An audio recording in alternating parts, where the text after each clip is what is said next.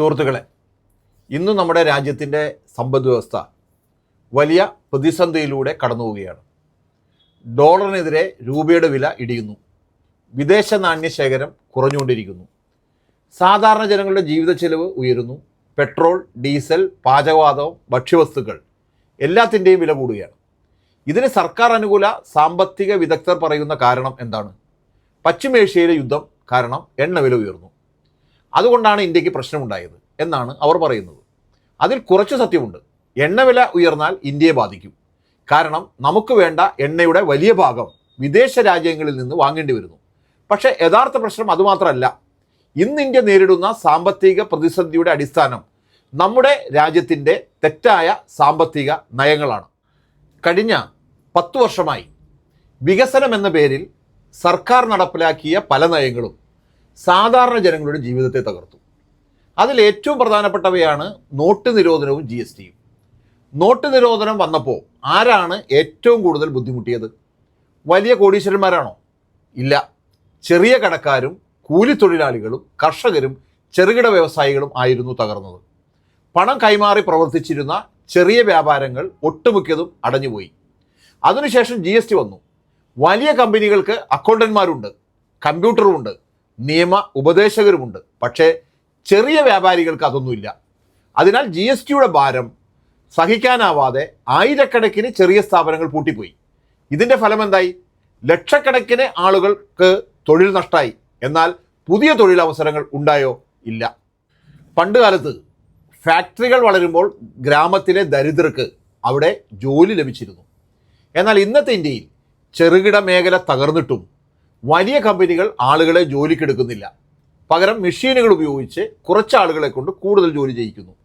ഇതോടെ ജനങ്ങളുടെ വരുമാനം കുറഞ്ഞു. എന്നാൽ ജീവിത ചെലവ് കുറയുന്നില്ല. അതിനാൽ ആളുകൾ കടം വാങ്ങി ജീവിക്കാൻ തുടങ്ങി. ഇന്ന് വീടുകൾ കടത്തിൽ, കാറുകൾ കടത്തിൽ, പഠനം കടത്തിൽ, ചികിത്സ പോലും കടത്തിലാണ്. മുമ്പ് ആളുകൾ അവരുടെ വരുമാനത്തെ ആശ്രയിച്ചാണ് ജീവിച്ചിരുന്നത്. ഇപ്പോൾ കടത്തെ ആശ്രയിച്ചാണ് ജീവിക്കുന്നത്. ഇത് എത്ര കാലം തുടരും? ഒരു ദിവസം കടം തിരിച്ചടയ്ക്കാൻ പോലും പണമില്ലാത്ത അവസ്ഥ വരും. അപ്പോൾ ഉപഭോഗവും കുറയും, വിപണിയിൽ വാങ്ങുന്ന ആളുകളുടെ എണ്ണവും കുറയും. അപ്പോൾ കമ്പനികൾ എന്ത് ചെയ്യും? അവർ പുതിയ ഫാക്ടറികൾ തുടങ്ങിയില്ല, പുതിയ തൊഴിൽ നൽകിയില്ല. കാരണം ജനങ്ങൾക്ക് വാങ്ങാനുള്ള ശേഷി തന്നെയില്ല. ഇന്ന് ഇന്ത്യയിൽ വലിയ കമ്പനികൾക്ക് ലാഭമുണ്ട്, പക്ഷേ അവർ പുതിയ നിക്ഷേപം നടത്തുന്നില്ല. എന്തുകൊണ്ട്? കാരണം വിപണി സ്ഥിരത ഉള്ളതല്ല. ഇങ്ങനെ രാജ്യം ക്രമേണ ഒരു അപകടകരമായ അവസ്ഥയിലേക്ക് നീങ്ങുകയാണ്.